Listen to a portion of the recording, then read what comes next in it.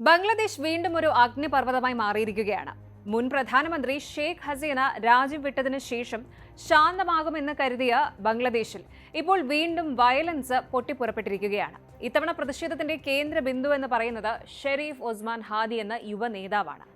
ഇയാളുടെ കൊലപാതകത്തിന് പിന്നാലെ ബംഗ്ലാദേശിലെ തെരുവുകളിൽ മുഴങ്ങുന്നത് തീവ്രമായ ആന്റി ഇന്ത്യ സ്ലോഗൻസ് ആണ്. എന്താണ് ഈ കൊലപാതകത്തിന് പിന്നിലെ സത്യം? ഇന്ത്യ ഇതിൽ എങ്ങനെ ബന്ധപ്പെട്ട് കിടക്കുന്നു? നമുക്ക് വിശദമായി പരിശോധിക്കാം.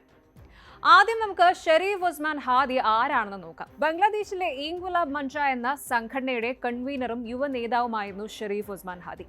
കഴിഞ്ഞ ജൂലൈ ഓഗസ്റ്റ് മാസങ്ങളിൽ ഷെയ്ഖ് ഹസീന സർക്കാരിനെ പുറത്താക്കിയ വിദ്യാർത്ഥി പ്രക്ഷോഭത്തിലെ ഏറ്റവും പ്രധാനപ്പെട്ട മുഖങ്ങളിൽ ഒന്നായിരുന്നു ഇദ്ദേഹത്തിനത്.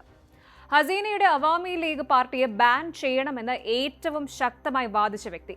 വരാനിരിക്കുന്ന പാർലമെന്റ് ഇലക്ഷനിൽ ധാക്ക 8 മണ്ഡലത്തിൽ നിന്നും സ്വതന്ത്ര സ്ഥാനാർത്ഥിയായി മത്സരിക്കാൻ തയ്യാറെടുക്കുകയായിരുന്നു ഹാദി.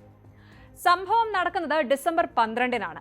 ധാക്കയിലെ ബിജോയ് നഗറിൽ വെച്ച് ബൈക്കിലെത്തിയ അക്രമികൾ ഷെരീഫ് ഹാദിയെ വെടിവെച്ചു.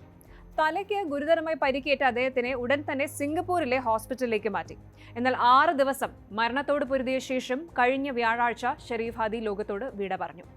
ഈ വാർത്ത പുറത്തു വന്നതോടെ ബംഗ്ലാദേശ് അക്ഷരാർത്ഥത്തിൽ സ്തംഭിച്ചുപോയി. ബംഗ്ലാദേശിൽ ഇപ്പോൾ നടക്കുന്ന അക്രമങ്ങൾ വെറും ഒരു വൈകാരിക പ്രതികരണം മാത്രമല്ല, ഇതിനു പിന്നിൽ വ്യക്തമായ ചില രാഷ്ട്രീയ കാരണങ്ങളുമുണ്ട്. എന്തുകൊണ്ട് ഇന്ത്യക്കെതിരെ എന്ന ചോദ്യം കോംപ്ലിക്കേറ്റഡ് ആകുന്നത് ഇവിടെയാണ്.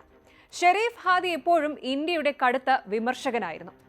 ഇന്ത്യ ബംഗ്ലാദേശിന്റെ ആഭ്യന്തര കാര്യങ്ങളിൽ ഇടപെടുന്നു എന്ന് അദ്ദേഹം നിരന്തരം ആരോപിച്ചിരുന്നു. അദ്ദേഹത്തെ കൊലപ്പെടുത്തിയ പ്രതികൾ ഇന്ത്യയിലേക്ക് കടന്നുവെന്ന അഭ്യൂഹമാണ് ഇപ്പോൾ ഈ വൻ പ്രതിഷേധത്തിന് കാരണമായിരിക്കുന്നത്. പ്രതികളിൽ ഒരാൾ ഹസീനയുടെ പാർട്ടിയായ അവാമി ലീഗിന്റെ വിദ്യാർത്ഥി സംഘടനയിലെ അംഗമാണെന്നും അയാൾ ഇന്ത്യയിൽ ഒളിവിലാണെന്നുമാണ് പ്രതിഷേധക്കാരുടെ ആരോപണം. ഇതോടെയാണ് ധാക്കയിലെയും ചിറ്റഗോങ്ങിലെയും ഇന്ത്യൻ ഹൈക്കമ്മീഷന് മുന്നിൽ ആയിരക്കണക്കിന് ആളുകൾ തടിച്ചുകൂടിയതും ഇന്ത്യക്കെതിരെ മുദ്രാവാക്യം വിളിച്ചതും. അടുത്തതായി ഷെയ്ഖ് ഹസീനയുടെ സാന്നിധ്യം. അതായത് മുൻ പ്രധാനമന്ത്രി ഷെയ്ഖ് ഹസീന ഇന്ത്യയിൽ തുടരുന്നത് ബംഗ്ലാദേശിലെ വലിയൊരു വിഭാഗം ജനങ്ങളിൽ അമർഷമുണ്ടാക്കുന്നുണ്ട്. അവരെ വിട്ടു നൽകണമെന്ന ആവശ്യം ഹാദിയുടെ മരണത്തോടെ വീണ്ടും ശക്തമായി. ലേറ്റസ്റ്റ് അപ്ഡേറ്റ് പ്രകാരം ബംഗ്ലാദേശിലെ പ്രധാന മാധ്യമങ്ങളായ പ്രോതോം ആലോ, ഡെയിലി സ്റ്റാർ എന്നിവയുടെ ഓഫീസുകൾ പ്രതിഷേധക്കാർ ആക്രമിച്ചു.